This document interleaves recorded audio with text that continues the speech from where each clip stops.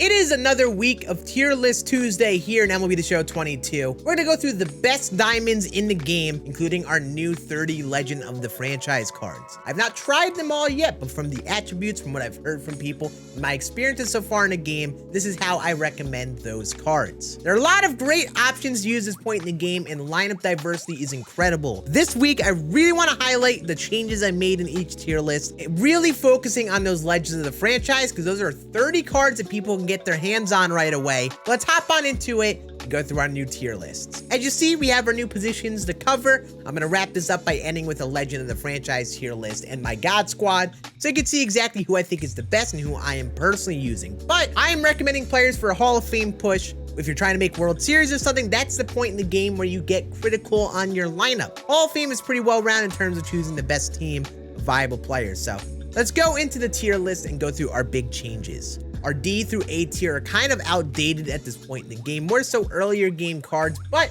like I said, if you're on the lower difficulties, you could definitely use them. But in our S tiers of the viable players, catcher has gotten a lot more sturdy this last week with Jorge Posada and Pudge being added. Posada, I think, is probably going to be the pick for most people. Switch hitting, great power. People usually like his swing. I think he's the guy to pick at catcher right now. Giovanni Soto is great, and Pudge is still really good. Like, he's been incredible for me. So there are other options if you don't like Jorge Posada. But we're starting to get to that point in the game where guys like Joe Mauer are starting to get a little outdated because he lacks a little bit in the power.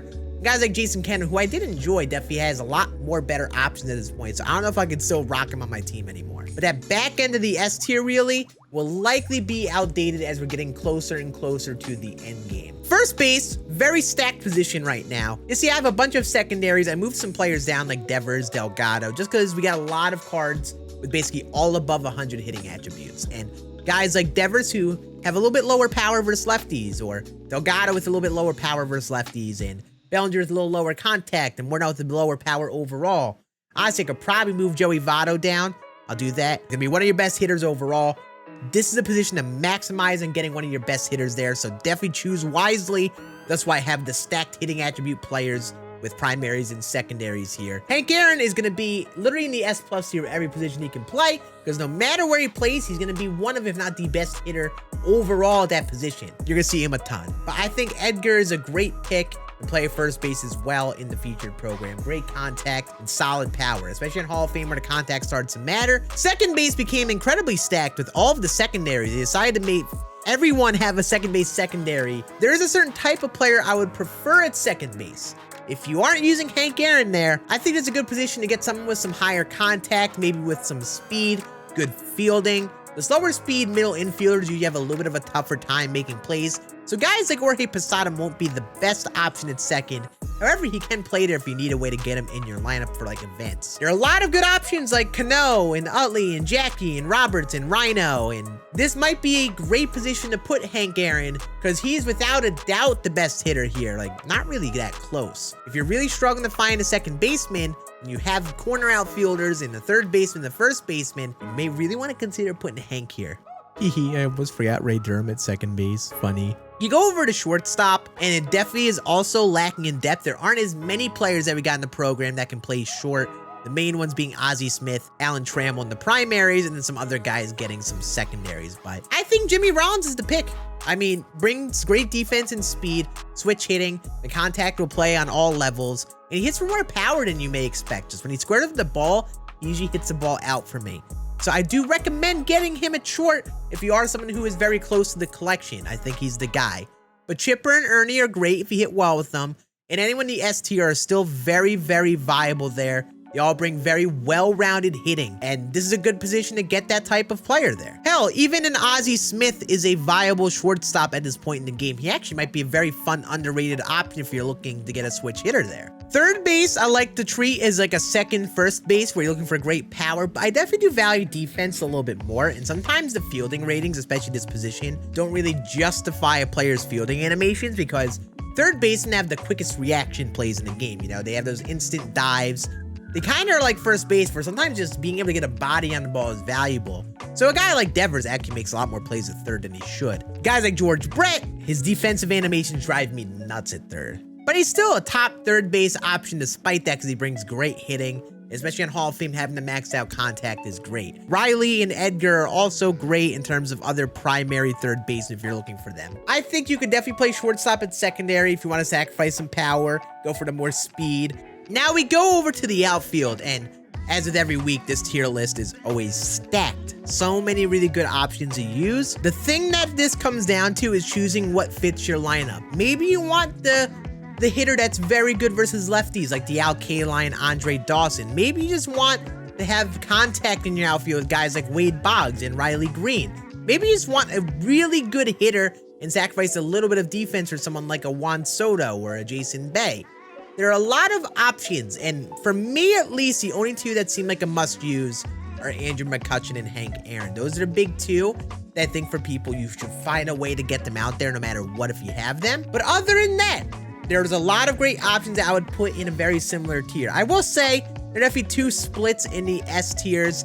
You know, the top half I really think are the ones you should really target. And then the bottom half are definitely still viable if you really, really enjoy them. You know, they bring good defense, good contact, good power, something like that, but they're lacking a little bit in something at this point. Next tier list, they will probably be down in the A tier. You gotta find a combination of three that somehow work. And the beauty of this featured program is there are options. You could slide someone to the outfield or in a secondary to make it work. So I think, you know, having McCutchen in center if you have him, playing Hank in left or right, depending on who your other outfielders are. Maybe you want to get the big hitter. Maybe you want to get some more defense. It really depends on your lineup. So all I suggest with you and your outfield is just make sure you have a diverse lineup. Make sure you have different types of hitters. Don't only go for the super high power players with maybe not as good defense, but also maybe don't go for just the high contact, high speed, good defensive players. Have a well-rounded lineup that gives you a lot of options. So if you have that game where you are hitting a lot of home runs, you can get rewarded for that. Maybe you have those games where you aren't hitting for that much power, when I have those contact speed dudes so you can make something work. So I would just recommend choosing three outfielders that give you the best versatility. Just make sure you choose high speed, good defense in center. Make sure you bring enough defense at this point, you know. Having bronze fielding and really slow running could be very tough. So a guy like Willie McCovey in a secondary isn't really ideal. In terms of starting pitching, I know this will kind of echo what I said about the outfield, but at this point in the game, there are a lot of options for pitchers. And I found for many people, they prefer one thing or the other. Maybe you prefer to pitch with outlier and high velocity pitches. Maybe you're like me, but also prefer having more control on your stuff.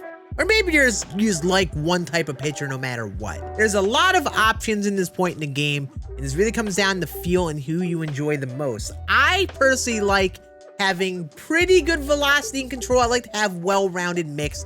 So a guy like a Tom Glavine, Cole Hamels, Johnny Cueto seem to be good fits for my rotation. But for some people, they might like to have the really good control like Cliff Lee. I do want to try him some more as well. Or maybe you're someone who likes just having pure velocity with a guy like Grayson or Pedro Martinez. There's a lot of options, and my recommendation to you is try to find a mix of something that you like the most. Like, do you like a certain type of pitcher? Try to choose pitchers that are similar and just try who is best for you. There are different tiers and archetypes of pitchers, I would say, and just find the one that you do best with, you know? I may not like Zach Gallen, but you might pitch really well with him. And especially with pitching, I think especially with this year and how chaotic pitching is, I don't think there's like a pure meta of who to use in the pitching rotation, other than really trying Randy and Nolan Ryan if you have them. There aren't many pitchers that everyone pitched really well with, in my opinion. So I would love to hear your thoughts on that in the comments section, see if you disagree or agree with me. Almost forgot J.R. Richard. Yes, he's an A-tier pitcher. Thank you very much. And the bullpen, which has arguably been the weakest position all year, got some options this week, which is pretty nice. Our lower tiers are pretty similar, but in our higher tiers, we got 99 Mariano as a World Series award. It's nice to have the options, but a lot of people aren't going to get him anytime soon because he's a World Series award. And right now, he's still 1 million stubs in the market, I believe. So hopefully he gets his price down a little bit. Hopefully more and more people can get a hold of him very easily. But if you're looking for another reliever option, 95 Blake Trinan is there as well. We definitely just need to have like a bigger program of relievers, like add like 95 to 98 relievers. So the back end of our bullpen's gonna have more options. For many people, they might still be rocking Yohan Duran on Legend and Hall of Fame difficulty just because he has the velocity, but his hits per nine is so outdated. You know, PCIs are pretty big against someone like him, especially out of the bullpen. So again, you might just have to stick to the tried and true relievers you have enjoyed the most. And here is the tier list of what I think are the highest priority base of the franchise cards in the program is that D, C, and B aren't unusable. They are all good to use, and it might have a purpose on your team if you need a certain type of player. But for me, the ones that are high priority are in the S+ tier. Hank and Posada seem like the position players that are most usable because catcher is a very weak position, and having switch hitting there is incredibly valuable. And Hank Aaron is basically the best player attribute-wise at every position he plays. Those are players that without a doubt you can find a use for. I think Cliff Lee and Glavine are my personal best and likely the most favorited pitchers for Hall of Fame, but someone like AJ Burnett is going to be great as well for the rotation. So I think for a lot of people, having a back end of the rotation pitcher of those guys would be very valuable. I have in the S tier some other guys like Fielder and Edgar and Ricky because their positions that they play are a little bit more depth filled. You might not need them right away, but I think those are some of the best cards that are very, very startable at each position they play. Like Prince is one of the best first basemen. Edgar is great at first and third. Ricky and Steve are great corner outfielders, and Torrey Hunter is a great center fielder. There hasn't been one card that I've used in this program so far that I've been like, you know what? I don't think you can really get away with it. The only player I'm really hesitant on is mainly Brett Saberhagen with his very basic 4-pitch mix. It's just kind of tough to pitch with, you know, but who knows? There's probably someone out there who pitches really well with them. And don't worry, this is not over yet. I'm going to show you my current God Squad to kind of emphasize my point about building your team. As you see with my team right now, if this were my best team, I'm trying to mix in different types of players. I have players with higher contact and power and bring some speed like McCutchen and Jimmy Rollins. I have some bigger power players like Josh Donaldson, Steve Finley, Hank Aaron. I have some players that are a little bit more well-rounded on the hitting, like Jorge Posada and Lou Gehrig. I have a balance of lefties and righties. I have solid defense all over the outfield. So what I recommend to you is find the balance of this that works the best for you. If you don't have Andrew McCutchen, you may want to try someone else in center. If you don't like Hank Aaron, if you don't like his swing, I've heard that be a thing, there are other options to try. You got to find the combination of 9 players that works the best for you. And it really comes down to just tooling and sequencing your players based on how you do with them and what type of player you need on your team. I know a lot of people want to watch these videos for me to basically tell them, hey, use this player. I get that. But at its current point in the game, there is a lot of lineup diversity. It's tough to really decide. If you guys, I just came up with this idea off the top of my head. Maybe we'll make a video later this week with a bunch of example lineups with a bunch of different sets of players. So if you're someone who's building your team right now, you get a good idea of how balanced I want teams to look. That might be a fun thing to do this week. And then again, the rotation, I'm just kind of trying people, going through off of based on who I like earlier on. Like I like Tom Glavine's lower overall card, so he's a must try from me. I like sinker, cutter, and control type pitchers, so I want to try Cliff Lee. And I like Cole Hamels cards usually. So there's a lot of options at this point in the game, like I mentioned. And again, you kind of just got to get a feel of who you do the best with. But also certain cards are pretty outdated at this point in the game. A lot of 999 overalls are definitely out of the table at this point. Like I know some people may really dislike me saying this. Like, you know, Cattell is pretty solid, but you compare it to other players in the game, you've got better defense, better speed in the positions that he plays, better power and contact in the position he plays.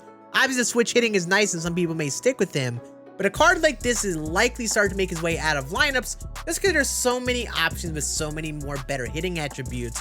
And especially right now when you'll be seeing a lot more 99 overall rotations, guys like Randy and all the featured program cards, some of the lower hits per 9 is starting to get a little outdated too. So, but yeah, I hope you all enjoyed this tier list Tuesday. It was kind of a big one because especially with all of the 99 overalls at this point in the game, I think we're starting to finally see basically all 99 lineups all over the place. There's a lot of diversity in the lineups that you are seeing right now, which I think is very fun and very refreshing for the game. I appreciate you all watching. You have a great rest of your day. I'd love to hear your thoughts on the tier list down below, and I'll see you all again on the video tomorrow. Deuces.